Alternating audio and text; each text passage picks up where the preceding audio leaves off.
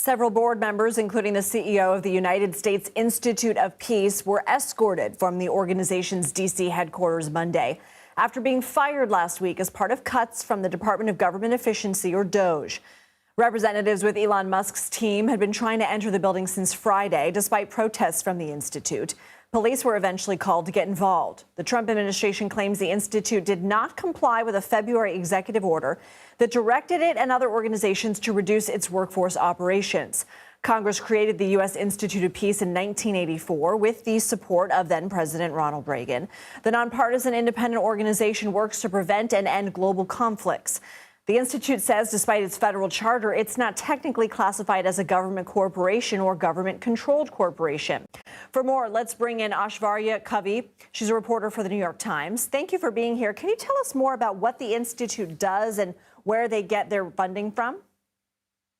Yeah, thank you for having me. So the Institute is funded by Congress, but they operate independently. They operate like any other nonprofit organization in the city of Washington, D.C. And they say that their employees are not federal employees. So they certainly have a lot of ties to the executive branch. The president appoints members of the board, and he can remove them through a process that is outlined under law. It's not quite a process that the Trump administration followed on Friday when it took those actions.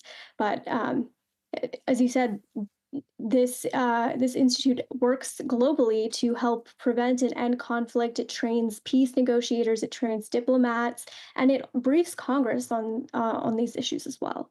I want to play a clip of what the Institute's now former president and CEO George Moose, who was fired Monday, said as he left the building. This is not a government building. This building is a private building owned by the U.S. Institute of Peace. The U.S. Institute of Peace is not an executive branch agency, department, or entity. We have our own separate board. We have our own bypass authority to go directly to Congress in order to get our money.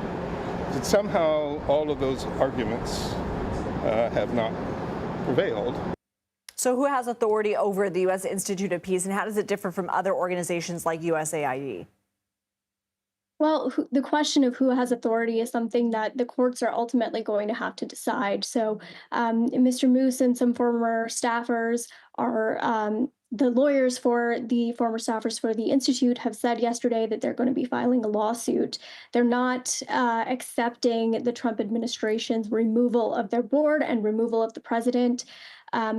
But as to who has authority, the courts will have to decide.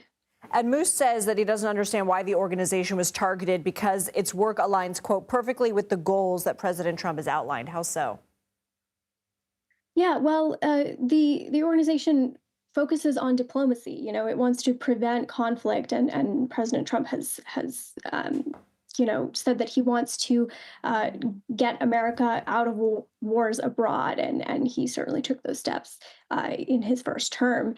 And the Institute has presumably tried to convince DOGE that its mission aligns with Mr. Trump's goals for his administration. Actually, their website was updated after the February executive order from the administration to highlight some of the ways that their work cuts costs for the government by preventing conflict and preventing the U.S. from having to intervene in conflicts abroad. Aishvarya Kavi, thank you for your time. Thank you.